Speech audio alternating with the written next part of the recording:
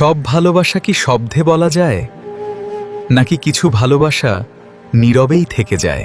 একজন মানুষ ছিল যে কাউকে খুব ভালোবাসতো, কিন্তু সে কখনো তার ভালোবাসা প্রকাশ করেনি, শুধু দূর থেকে দেখত। সে চেয়েছিল মানুষটা সুখে থাকুক, সে থাকুক বা না থাকুক। একদিন সেই মানুষটি অন্য কারো সাথে চলে গেল, তবুও তার ভালোবাসা বদলালো না। সে আমার কাছে এসে শুধু একটি প্রশ্ন করল, নীরব ভালোবাসা কি সত্যিই মূল্যহীন? আমি বললাম, যে ভালোবাসা কিছু চায় না, সেটাই সবচেয়ে পবিত্র।